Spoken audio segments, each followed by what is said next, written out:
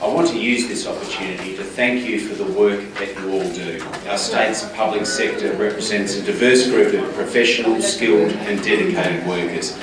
From teachers in our local schools to nurses in our hospitals, rangers in our parks, our biosecurity officers and youth justice workers, through to policy advisors in my own department. I know how hard you all work, and I know we couldn't do our job without you doing yours.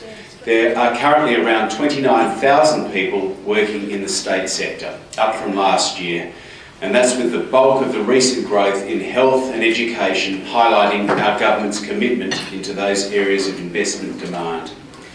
Our state service is spread right across the state, in every town, in every region, with over 7,000 state servants in the north and more than 5,000 in the northwest. The fact is, our regions and towns and communities across the state rely on our public sector workers, just as our public sector workers rely on their jobs, so they can raise their families and spend their wages in our local shops and businesses.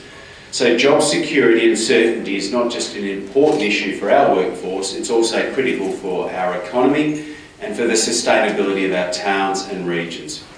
It's no secret when we came to government we had some tough decisions to make, and the government really does appreciate the fact that we've been able to strike wage deals with you which have helped keep spending under control.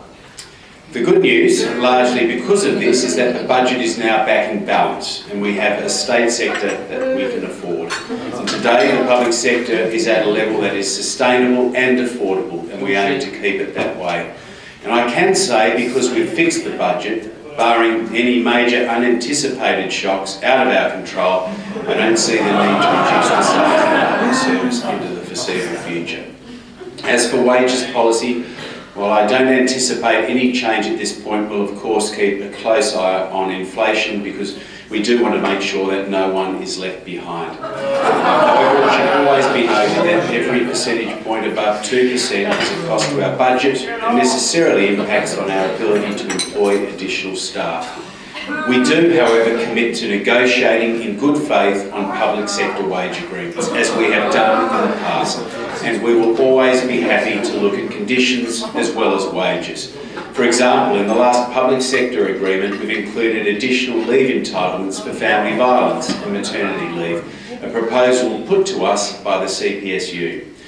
To conclude, I want to briefly touch on the upcoming election. We've been in government now for 3.5 years, and there is no doubt that Tasmania is now heading in the right direction. No doubt over coming months there will be some political rough and tumble, but the facts are there are 11,500 more Tasmanians in work. Our budget is back in balance, our economy is strong, and we can afford to invest more into essential services.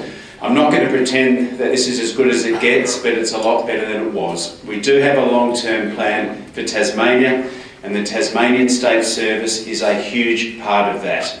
As I say, we can't do it without you. We are reinvesting in our public sector workforce, and we are making the State Service a modern, responsive and resilient organisation for the future, so that we can meet the challenges of a modern economy. Thank you for your time.